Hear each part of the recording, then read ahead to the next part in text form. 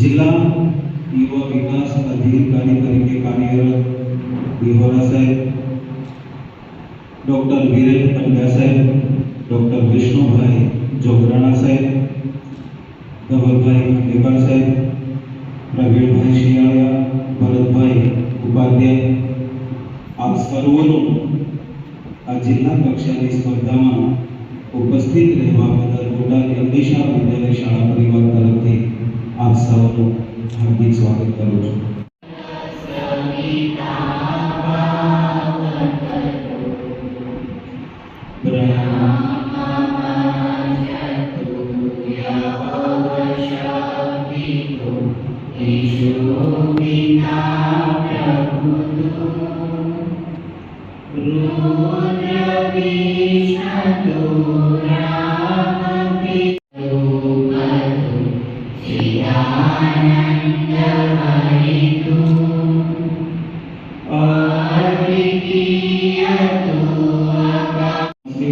સર્વોનું ફરી વખત હું શબ્દોથી સ્વાગત કરું છું.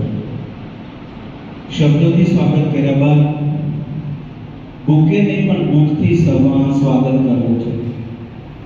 અને એમાં પણ ભારત દેશના એક મહાન વિદ્વાન તરીકે જેમનું નામ આવે સ્વામી વિવેકાનંદનું જીવન દર્શનનું પુસ્તકથી આપણે મંચસ્થ મહેમાનોને પુસ્તક અર્પણ કરીને અભિવાદન કરવું છે. ત્યારે સૌપ્રથમ દિહોરા સાહેબને હું નમ્ર વિનંતી કરીશ. સર્વપ્રથમ મંચ પર બિરાજમાન તમામ મહાનુભાવો કાર્યક્રમ માટે સ્વાગત કરું છું. સાથે સાથે અંબિશા વિદ્યાલયનો આભાર વ્યક્ત કરું છું જેણે અમને આ મોર સ્પર્ધા માટે આપ્યો. આપણે વિશેષમાં જણાવવાનું કે આ સ્પર્ધા તૈયારી માટે ફક્ત જે બંને એક દિવસ મળ્યો સેમ મને પણ એક જ દિવસ મળ્યો હતો. આગલા દિવસે લેટર આવ્યો કે આ એવી સ્પર્ધા કરવાની છે ને આપણે બનતી કોશિશ કરી ને એનું પરિણામ સ્વરૂપે આપણે અહીંયા બેઠા છે. ઘણી સારી સંખ્યા કહેવાય આપણા જિલ્લાના પ્રમાણમાં. ચૌહાણ ચંદન વનરાજસિંહ. મારો આજનો વિષય છે એક રાષ્ટ્ર એક ચૂંટણી વિકસિત ભારત માટે માર્ગ મોકળો. આ વિષયને સમજવા માટે બે શબ્દ સમજવા ખૂબ જરૂરી છે. એક તો રાષ્ટ્ર અને બીજો ચૂંટણી. રાષ્ટ્ર એટલે આપણું ભારત અને ભારત માટે વિષ્ણુ પુરાણમાં કહેવાય છે કે ઉત્તરમ યત સમુદ્રશ્ચ હિમાદ્રશ્ચૈવ દક્ષિણમ વર્ષમ તદ ભારતમ નામ ભારતી યત્ર સંતતિ. અર્થાત સમુદ્રની ઉત્તરમાં અને હિમાલયની દક્ષિણે જે દેશ છે એને ભારત કહે છે અને એની સંતાનોને ભારતી કહેવામાં આવે છે. આપણા દેશના દરેક નાગરિકોને સંવિધાનમાં મતદાન માટેનો અધિકાર આપવામાં આવેલો છે. દરેક નાગરિક મત આપવા જાય છે અને પોતાની પસંદગીના નેતાને ચૂંટે છે અને પોતાની જવાબદારી નિભાવે છે. બસ આ પ્રક્રિયા એટલે ચૂંટણી. એક રાષ્ટ્ર એક ચૂંટણીનો સીધો અર્થ એટલો જ છે કે વિધાનસભા અને લોકસભાની ચૂંટણીઓ એક સાથે કરવી. બેન વનરાજસિંહ અને મારો વિષય છે વિકસિત ભારત @2047. નહીં જાતિ ધર્મ કે નાત જાત, નહીં જાતિ ધર્મ કે નાત જાત, સુરક્ષિત કરવાનો દેશની વાત, સુરક્ષિત કરવાની દેશની વાત. અર્થવ્યવસ્થા સુધરશે દેશની સાથ, એ જ છે વિકસિત ભારતની શરૂઆત, એ જ છે વિકસિત ભારતની શરૂઆત. નમસ્કાર મિત્રો, અત્રે ઉપસ્થિત નિર્ણાયક શ્રી અતિથિગણ તથા મારી વાલી વિદ્યાર્થી ભાઈઓ બહેનો, આપ સર્વેને મારા સચોટ વંદન. મારી પંક્તિ સાંભળતાની સાથે આપ સર્વેને ખબર તો પડી જ ગઈ હશે કે આજનો મારો વિષય શું છે. મિત્રો, વિકસિત ભારત એટલે ભારતનો વિકાસ. વિકસિત ભારત 2047 એ એવું મિશન છે કે જે આઝાદીના 100 વર્ષ પૂર્ણ થયાની સાથે ભારતનો સંપૂર્ણપણે વિકાસ કરવાનો છે. આ મિશન 4 સ્તંભ પર આધારિત છે: યુવા, ગરીબ, સ્ત્રીઓ અને અન્નદાતા. આ ચારે વર્ગોનો સંપૂર્ણપણે વિકાસ એ વિકસિત ભારતનો હેતુ છે. મારો આજનો વિષય છે વિકસિત ભારત 2047. मैं उस देश की नागरिक हूँ जहाँ अशोक सम्राट जैसा राजा था। मैं उस देश की नागरिक हूँ जहाँ डाल डाल पर सोने की चिड़िया को पाया जाता था। मैं उस देश की नागरिक हूँ जहाँ हर 50 मील पर भाषा सब बदल जाता है।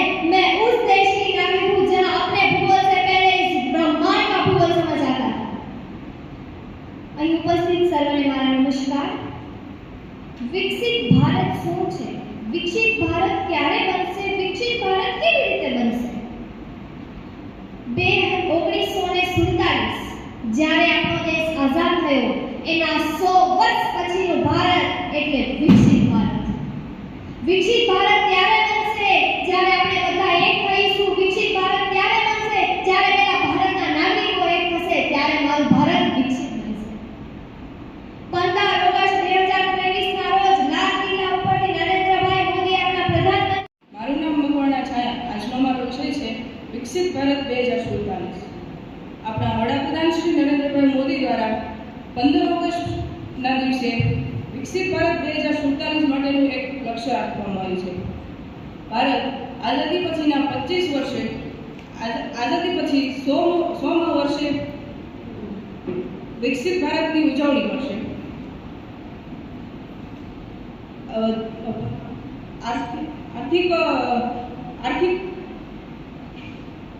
આર્થિક નિષ્ણાતોના મતે ભારતે જો વિકસિત દેશની હરોળમાં આવવું પડશે તો તેને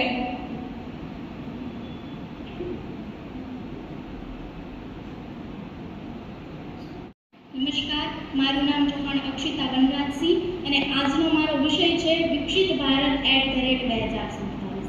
હિમાલયાત સમારભ્ય યાવત ઇન્દુ સરોવરમ તમ દેવ નિર્મિતમ દેશમ હિન્દુસ્તાનમ પ્રચક્ષતે. હિમાલયથી લઈને ઇન્દુ સરોવર સુધી ફેલાયેલો, જેને ભગવાને સાક્ષાત તૈયાર કરેલ છે, સાક્ષાત નિર્મિત કરેલ છે, એવો દેશ આ ભારત, જેના વિચારોમાં સ્વામી વિવેકાનંદ જેવા મહાપુરુષો, દિવ્ય પુરુષો અને પ્રાજ્ઞ પુરુષોના વચનો વહે છે ને, એવો આ મારો ભારત દેશ, જે પરાપૂર્વકાળથી અયમ નિજઃ પરોવેતી ગણના લઘુ ચેતશામ જેવી વિચારની ભાવનાને સાથે લઈ ચાલે છે, એ કેવી રીતે અવિકસિત હોઈ શકે? પરંતુ હા, એ કહી શકું છું કે ઇતિહાસમાં એવા કાળો આવ્યા કે જ્યારે આપણી ભારતીય સંસ્કૃતિ, ભારતીય સભ્યતા એક સંકલ્પ છે એ હવે આપણે સૌએ સાથે મળીને પૂરું કરવાનું છે. વિકસિત ભારત ઉપર જે અમારો 5 મિનિટનો છે એમાં હું 3 ટોપિક ઉપર એને રજૂઆત કરીશ. પહેલું ઇતિહાસની દ્રષ્ટિએ, બીજું ભારતની હાલની સ્થિતિ, ત્રીજું હવે ભારત પાસે શું સંભાવનાઓ છે અને ભારત એમાં શું પોતાનું યોગદાન આપેલું જે આ વિઝન છે 2047માં વિકસિત થવાનું, જે કેવી રીતના પૂર્ણ કરશે તેનું રજૂ કરીશ. ઇતિહાસમાં આપણે જોતા 15મી ઓગસ્ટ 1947માં ભારતને આઝાદી મળી. ભારત સામે તે સમયે ઘણા બધા પડકારો હતા, જેમ કે બંધારણનું ઘડતર કરવું, ગરીબી, કુરિવાજો, જે મનુષ્યના, જે લોકોના દિમાગમાં જે ગુલામી ઘર કરી ગઈ હતી એને દૂર કરવી. આ બધા પડકારોની સામે બહાર આવ્યું અને એને મારો આજનો વિષય એક રાષ્ટ્ર એક ચૂંટણી, વિકસિત ભારતનો માર્ગ મોકો. लोकतंत्र का महाउत्सव है चुनाव, राष्ट्रनीति की दिशा और दशा पर लोकतंत्र का महाउत्सव है चुनाव, राष्ट्रनीति की दशा और दिशा बदलता है चुनाव, हर मत का अपना भाव है, राजनीति छाड़कर राष्ट्रनीति बनाता है चुनाव. परंतु अवारनवार वारंवार थनार चूंटणी भारतने विकसित मार्गમાં બાધારૂપ બની છે. ઉપસ્થિત સર્વને મારા સંસદ વંદન. મારું નામ રાઠોડ સંજના. મારો આજનો વિષય છે ભારતીય બંધારણના 75 ગૌરવશાળી વર્ષ. પ્રાર્થનામાં વિશ્વાસ, હૃદયે ઈમાન રાખું છું, પ્રાર્થનામાં વિશ્વાસ ને હૃદયે ઈમાન રાખું છું, જાન તૈયાર રાખું છું, આંખો જોઈને ના કરો અર્થઘટન, આંખો જોઈને ના કરો અર્થઘટન, હૃદયમાં હિન્દુસ્તાન રાખું છું, હૃદયમાં હિન્દુસ્તાન રાખું છું. આજનો મારો વિષય એવો છે કે 75 ગૌરવશાળી વર્ષ. 75 ગૌરવશાળી વર્ષ જે બંધારણ. પહેલા તો બંધારણ એટલે શું? બંધારણ એટલે દેશનું શાસન ચલાવવા માટે ઘડાયેલા નિયમોનો વ્યવસ્થિત સંગ્રહ એટલે બંધારણ. ભારત 2047. સૌને મારા નમસ્કાર. यह चंदन की भूमि है, अभिनंदन की भूमि है, यह तर्पण की भूमि है, यह अर्पण की भूमि है. આ ભારત ભૂમિ જ્યારે અહીં ઉપસ્થિત છો એવા આદરણીય ગુરુજનો તથા મારા વાલા ભાઈઓ તથા બહેનોને નમસ્કાર. હું આજે જે વિષય પર વાત કરવા જઈ રહી છું તે કોઈ એક સાધારણ કલ્પના નથી, પરંતુ એક ભારતના ભવિષ્યની દિશા છે. તે છે આપણું વિકસિત ભારત 2047. આપણે જ્યારે પ્રાચીન ભારતના વારસાની વાત કરીએ તો પ્રાચીન ચીન છે, એમાં આપણા ભારત દેશનું નામ હતું ટીનઝાઓ. એનો અર્થ થાય છે ટિયાન એટલે કે સ્વર્ગ અને ઝાઓ એટલે કેન્દ્ર. જેને કહેવાય છે ને કે સ્વર્ગનું કેન્દ્ર હોય એ આપણો ભારત ભૂમિ હતી. શ્રી એમટી શાહ વિદ્યાલયની હું ધોરણ 10 ની વિદ્યાર્થીની સોલંકી દ્રષ્ટિ અહીં ઉપસ્થિત સર્વનું અભિવાદન કરું છું. આજનો મારો વિષય છે વન નેશન વન ઇલેક્શન. ચૂંટણી એક એવી પ્રક્રિયા છે કે જેની આવતાની સાથે જ દેશના નાગરિકોના મનમાં ઉત્સુકતા તથા દેશના નેતાઓના મનમાં ચિંતા ઉદ્ભવે છે. ચૂંટણી એ દેશની લોકશાહી દેશની આધારશિલા છે. ચૂંટણી થકી જ એક લોકશાહી દેશ આગળ વધી શકે છે. લોકશાહી દેશનું સૌથી મહત્વનું પાસું ચૂંટણી જ છે. આપણા દેશમાં પણ ચૂંટણી એક બધા જ તબક્કે જોવા મળે છે. આપણા દેશમાં ક્લાસરૂમના પ્રતિનિધિથી શરૂ કરીને નગરપાલિકા, પંચાયત, સંસદ, વિધાનસભા, ધારાસભા દરેક તબક્કામાં ચૂંટણી થકી જ પ્રતિનિધિઓની પસંદગી કરવામાં આવે છે. આપણો દેશ અહીં જ દેખાવામાં આવે છે કે આપણો દેશ એ કેટલો લોકશાહી છે, જેમાં આપણે વિશ્વ સ્તરે આપણો દેશ સૌથી મોટી લોકશાહીતા ધરાવે છે. જેનું મુખ્ય કારણ આપણે દેશની ચૂંટણી જ છે. ચૂંટણીમાં ઓછો સમય રાષ્ટ્ર નિર્માણમાં વધુ સમય આ વિધાન વન નેશન વન ઇલેક્શન સાથે સીધો સંબંધ દર્શાવે છે. આપણા દેશમાં આપણે વન નેશન વન ઇલેક્શનની નીતિ અપનાવવી જોઈએ, કારણ કે વન નેશન, મારું માનવું એવું છે કે વન નેશન વન ઇલેક્શન એક એવી પ્રક્રિયા છે જેના થકી આપણા દેશને વધુ વિકસિત બનાવી શકાય છે અને દેશ વધુ પ્રગતિ કરી શકે છે. આપણા દેશને વિકાસશીલથી વિકસિત તરફ લઈ જઈ શકાય છે. ચૂંટણી એ કોઈ નવી બાબત નથી. આપણા દેશમાં ચૂંટણી જૂના સમયથી ચાલી આવે છે, પરંતુ તેનો અંદાજ અલગ હતો. પહેલાના સમયમાં અને અત્યારની સમયની ચૂંટણીમાં ઘણો બધો તફાવત જોવા મળે છે.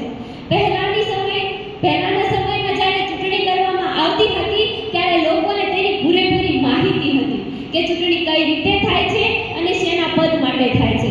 પરંતુ આજના સમયમાં યુવાન એ જ વિચારતો રહી જાય છે કે તો હમણાં તો ચૂંટણી ગઈ હતી તો ફરીવાર બસ આ જ વિચારમાં લોકો તેના ચૂંટણી માટેનો રસ પણ ગુમાવતા જાય છે. અને આ જ વિચારને કારણે લોકો ચૂંટણીમાં મત દેવાનો ઓછો રસ ધરાવતા રહે છે.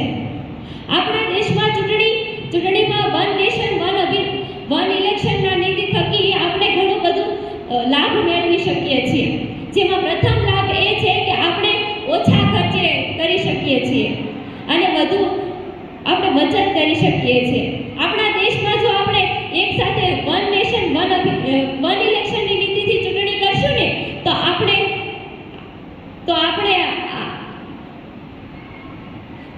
બચત પણ કરી શકશું અને એ બચતને આપણે રાષ્ટ્રના નિર્માણ માટે ઉપયોગ કરી શકશું. અને બીજો ફાયદો એ છે કે આપણે જ્યારે ચૂંટણી કરવામાં આવે છે, વારંવાર મત દેવા માટે લોકોને બોલાવવા પડે છે, ત્યારે લોકો તેનો રસ ધરાવતા નથી અને લોકો ચૂંટણી માટે આવતા નથી. આજના સમયમાં 70% યુવાનો એવા છે કે ચૂંટણી માટેની રસ ધરાવતા નથી અને લોકો મત દેવા માટે આવતા નથી. આજના સમયમાં ઘણા એવા યુવાનો જોવા મળે છે કે જે માત્ર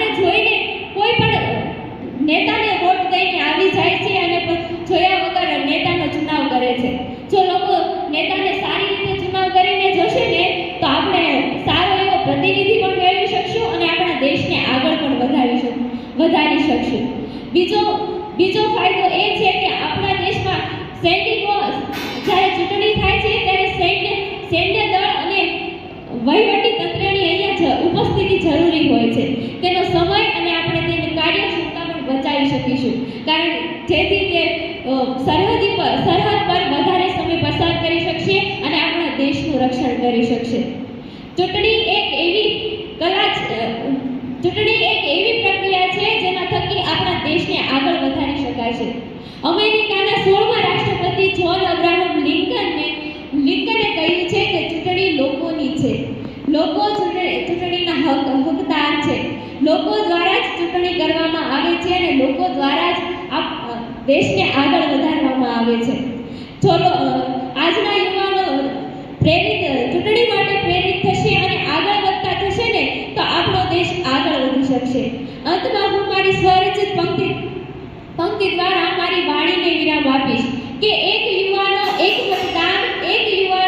મતદાન, દેશ માટે છે કિંમતી દાન, દેશ માટે છે કિંમતી દાન. સૌ લોકો સૌભાગી બને, રાષ્ટ્રને આગળ વધારીએ. અસ્તુ. કવિ શ્રી બોટાદકરની જન્મભૂમિ અને ઝવેરચંદ મેઘાણીની કર્મભૂમિ બોટાદની હું દીકરી પ્રગતિ ઉપસ્થિત સર્વનું અભિવાદન કરું છું. વિકસિત ભારતનું લક્ષ્ય બતાવવા આવી છું. મારા અંતર્મનની કંઈક વ્યથાઓ કહેવા આવી છું. ભારતમાંના તૂટેલા સપનાઓને યાદ કરાવવા આવી છું. સોને કી ચિડિયા કહેવાતા દેશને ફરી પાંખો લગાવવા આવી છું. આગામી 25 વર્ષ એટલે ભારત દેશ જ્યારે પોતાનો 100મો સ્વતંત્રતા પર્વ ઉજવી રહ્યો હશે ત્યારે વિકસિત દેશોની હરોળમાં ઊભા રહેવાના સપનાનું બીજ એ ગઈ 15મી ઓગસ્ટે વડાપ્રધાન મોદીએ આપ્યું છે. વિકસિત ભારત એટલે પ્રગતિશીલ ભારત. આઝાદી પહેલા ભારત પર 200 વર્ષ સુધી બ્રિટિશરોએ શાસન કર્યું. 1947માં ગુલામીમાંથી મુક્તિ તો મળી, પરંતુ ભારત અને પાકિસ્તાનનું વિભાજન કરવામાં આવ્યું, જેના કારણે મોટા પ્રમાણમાં હિંસા થઈ. આઝાદી પહેલા દેશભક્તિનો અર્થ કંઈક અલગ હતો અને આઝાદી પછી પણ દેશભક્તિનો અર્થ કંઈક જુદો છે. માત્ર 52 સેકન્ડ રાષ્ટ્રગાનમાં ઊભા રહી જવાથી, વંદે માતરમ કે ભારત માતાની જય એવા નારા લગાવવાથી કે પછી વર્ષમાં 2 વાર હાથમાં તિરંગો લઈ લેવાથી શું વિકસિત ભારતનું લક્ષ્ય સાકાર થશે? નહીં. વિકસિત ભારતનું લક્ષ્ય તો ત્યારે જ સાકાર થશે જ્યારે ગરીબ કુટુંબનું બાળક એ મધ્યાહ્ન ભોજન માટે નહીં પરંતુ જ્ઞાનના આચરણ માટે સરકારી શાળાના ઉંબરે જશે. સમજણ એ સુખની ચાવી છે. વ્યક્તિ શિક્ષણ દ્વારા સમજણ કેળવી શકે છે. દેશમાં શિક્ષણનું પ્રમાણ વધે તો સમજદાર વ્યક્તિઓનું પ્રમાણ વધે છે અને સમજદાર વ્યક્તિ એ દેશને પ્રગતિના પંથે લઈ જાય છે. ભારત સરકારની નવી શિક્ષણ પદ્ધતિ મુજબ હોલિસ્ટિક અને સ્કિલ બેઝ શિક્ષણ પર ભાર મૂકવામાં આવ્યો છે. ભારત સરકાર દ્વારા digital learning, online education, AI શિક્ષણ, સર્વ શિક્ષા અભિયાન, સ્વાયત્ત પોર્ટલ વગેરે જેવી પદ્ધતિઓ અને યોજનાઓનો અમલ કરવામાં આવ્યો છે. છેલ્લા કેટલાક વર્ષથી આપણો ભારત દેશ એ વિજ્ઞાન ક્ષેત્રે અસાધારણ પ્રગતિ કરી રહ્યો છે. ઇસરોએ ચંદ્રયાન 3નું મિશન પરિપૂર્ણ કર્યું છે. હ્યુમનોઇડ રોબોટ્સ બનાવવામાં આવે છે. ઇન્ટરનેટ ડાટા કલેક્ટિંગ અને પ્રોસેસિંગ માટે AWS, ગૂગલ ક્લાઉડ અને એઝ્યુર જેવા પ્લેટફોર્મો ઊભા કરવામાં આવ્યા છે. પર્યાવરણ સંરક્ષણ માટે ભારતે સમગ્ર વિશ્વમાં G20, UNEP, international solar alliance, project tiger, project elephant જેવા પ્રોજેક્ટોની પહેલ કરી છે. 2047 સુધીમાં ભારત દેશના મોટા ભાગના શહેરોમાં મેટ્રોની સુવિધા ઉપલબ્ધ હશે અને 100 જેટલા સ્માર્ટ સિટીનો પ્રોજેક્ટ પણ કમ્પ્લીટ થઈ જશે. ભારત સરકાર દ્વારા આત્મનિર્ભર ભારત, સ્વચ્છ ભારત, શ્રેષ્ઠ Bharat, digital India, make in India જેવા અભિયાનો ચલાવવામાં આવે છે. અગ્નિવીર યોજના પછી તો આપણા દેશ પાસે એક ફોજ તૈયાર હશે અને આ ફોજ એ દેશને જ્યારે પણ જરૂર હશે ત્યારે પોતાનું સર્વસ્વ બલિદાન આપવા તૈયાર હશે અને ત્યારે આપણે ગર્વથી કહીશું કે ધધક ધધક ધડકેગા અબ તો અગ્નિ કા અંગારા હે, ધધક ધધક ધડકેગા અબ તો અગ્નિ કા અંગારા હે, ક્યાં સિંહોं का देश कभी चूहों से हारा है. ભારત એક અખંડ રાષ્ટ્ર છે. 2047 સુધીમાં ટેકનોલોજી જાણનાર અબ્દુલ કલામ બનશે. આઈઆઈટી એનઆઈટી નો સ્ટુડન્ટ એ નાસા માટે નહીં પરંતુ ઇસરો માટે કામ કરશે. ગામડાના યુવાનો આગળ આવીને દેશ હિત માટે નીરજ ચોપડાની જેમ ભાલા ફેંકશે. રચનાઓ એવી કરવામાં આવશે કે સાહિત્યનો નોબેલ ભારતને જ મળશે અને શિષ્ટાચાર એવી રીતે અપનાવશું કે જાપાનની પહેલા ભારતનું નામ લેવામાં આવશે. પર્યાવરણ સંરક્ષણની સાથે સાથે અતિથિ દેવો ભવની ભાવનાને પુનઃ જાગૃત કરવામાં આવશે. જે યુવાન દોડી શકે છે તે દોડે, જે યુવાન ચાલી શકે છે તે ચાલે અને પોતાના કર્તવ્યનું નિર્વહન કરતો રહે અને સિંહની ગર્જનાની જેમ પોતાની નેતૃત્વ શક્તિને જાગૃત કરતો રહે. ઇતિહાસના પન્ના ફેરવીને જોશું તો ભારતનું નામ સમગ્ર વિશ્વમાં ગુંજતું હતું. આ એ ભારત છે જેને વિશ્વને શૂન્ય આપ્યું છે. આ એ ભારત છે જ્યાં સૂર્ય પણ સૌથી પહેલા પોતાની કિરણો આપે છે. આ એ ભારત છે જે જનકલ્યાણથી માંડીને જગત કલ્યાણ કરવાની તાકાત ધરાવે છે. મહાભારતના સંજયની દીર્ઘદ્રષ્ટિની જેમ હું મારા 2047ના ભારતને શ્રેષ્ઠ ભારત, શુદ્ધ ભારત અને સમૃદ્ધ ભારત જોવા માંગુ છું. અને હા, એટલે જ કહું છું કે કથાનક વ્યાકરણ સમજે તો સુરભિત છંદ હો જાए, हमारा देश फिर से सुखद मकरंद हो जाए. मेरे ईश्वर, मेरे दाता, ये भारत मांगता है तुझसे, युवा पीढ़ी संभल करके विवेकानंद हो जाए. अस्तु. जय हिंद, जय भारत. પ્રીતિ મુકેશભાઈ, આપ સર્વનું આદર સન્માન કરું છું. આજનો મારો વિષય છે વિકસિત ભારત 2047. मैं हे रीत जहाँ की प्रीत सदा में गीत वहाँ के गाती हूँ. हे रीत जहाँ की प्रीत सदा में गीत वहाँ के गाती हूँ. भारत की रहने वाली हूँ, भारत की बात बताती हूँ. विकसित भारत. પહેલા સવાલ એ થાય કે વિકસિત રાષ્ટ્ર એટલે શું? સામાન્ય રીતે વિકસિત રાષ્ટ્ર એટલે જે દેશની ઘરેલું ઉત્પાદન વધારે થતું હોય અથવા તો ઉદ્યોગીકરણ અથવા તો દેશ અર્થવ્યવસ્થા વધારે હોય એ દેશને આપણે વિકસિત રાષ્ટ્ર કહીએ. પરંતુ વિકસિત રાષ્ટ્ર એટલે જે દેશમાં આરોગ્યની સેવાઓ વધારે સારી મળતી હોય, જ્યાં સરકારી કર્મચારીઓ ભ્રષ્ટાચારથી દૂર રહે. એક એવું રાષ્ટ્ર જે સરકારી કર્મચારીઓ પારદર્શિતાથી કામ કરતા હોય. એક એવું રાષ્ટ્ર જ્યાં આર્થિક તંગીને કારણે કોઈ પણ બાળક શિક્ષાથી વંચિત ન રહે. एक सपना हो साकार कि सुनो सब, विकसित भारत का सपना हो साकार. हर जन का भविष्य हो आधार, कि हर जन का भविष्य हो आधार. બોટાદની શ્રી એમ ડી શાહ વિદ્યાલય ધોરણ 10ની વિદ્યાર્થીની પરમાર પાર્થવી. આજનો મારો વિષય છે વિકસિત ભારત અને અહીં ઉપસ્થિત મંચસ્થ મહાનુભાવો, આપ સૌના અભિવાદન સાથે હું મારી વાણીની શરૂઆત કરવા જઈ રહી છું. ત્યારે આર્થિક, સામાજિક અને ટેકનોલોજીક વિકાસ ફક્ત મોટા શહેરોમાં જ નહીં પરંતુ દેશના નાના મોટા ગામડાઓમાં પણ કરવામાં આવે ને તો બને વિકસિત ભારત. આજનો યુવા ધર્મ, જાતિનો ભેદભાવ છોડે તો બને વિકસિત ભારત. મહિલાના સપનાઓ પર નિયંત્રણ રાખવાને બદલે તેને તમામ ક્ષેત્રમાં સમાન અધિકાર મળે તો બને વિકસિત ભારત. ચૂંટણીને 4 દિવસની ચર્ચા નહીં પરંતુ ચિંતાનું કારણ ગણો તો બને વિકસિત ભારત. એક વોટની કિંમત વિકાસથી તોલો તો બને વિકસિત ભારત. આજે હું એવા દેશમાં જીવી રહી છું જ્યાં સિગારેટ આપણને મોત આપી શકે છે છતાં તે ખુલ્લેઆમ વેચાય છે. પરંતુ જ્યારે કોઈ મહિલા સેનેટરી પેડ્સ ખરીદવા જાય તે કાળી પોલિથીનમાં છુપાવીને લઈને આવે છે. આજે હું એક દેશમાં જીવી રહી છું જ્યાં ગોરા લોકો ગયા તેને 77 વર્ષ થઈ ગયા પરંતુ આજે આપણે તેની હીનતા અને સંકુલતામાં જીવી રહ્યા છીએ. આપણા ચહેરાને ગોરું કરવા, આપણી સંસ્કૃતિને, આપણા જીવન ધોરણને, આપણા શિક્ષણને ગોરું કરવા આપણે ફેરનેસ ક્રીમનો ઉપયોગ કરી રહ્યા છીએ.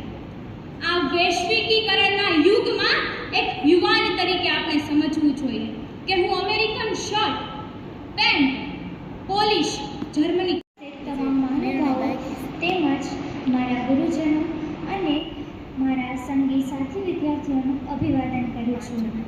મારા સ્પીચનો વિષય છે વિકસિત ભારત. 78મા સ્વતંત્ર દિવસે માનનીય નરેન્દ્ર મોદીજીએ પોતાના વક્તવ્યમાં વિકસિત ભારત 2047 થીમ પર પોતાનો સંકલ્પ રજૂ કર્યો હતો, જેમાં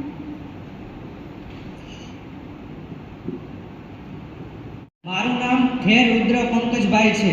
આજનો મારો વિષય છે એક રાષ્ટ્ર એક ચૂંટણી, વિકસિત ભારત માટે માર્ગ મોકળો. એક રાષ્ટ્ર એક ચૂંટણી એનો અર્થ એ છે કે લોકસભા અને વિધાનસભાની ચૂંટણીઓ એક સાથે થવી જોઈએ. 1 સપ્ટેમ્બર 2023ના રોજ સરકારે એક રાષ્ટ્ર એક ચૂંટણી માટે એક સમિતિની રચના કરી છે. તેના અધ્યક્ષ ભારતના પૂર્વ રાષ્ટ્રપતિ રામનાથ કોવિંદજીને બનાવવામાં આવ્યા છે.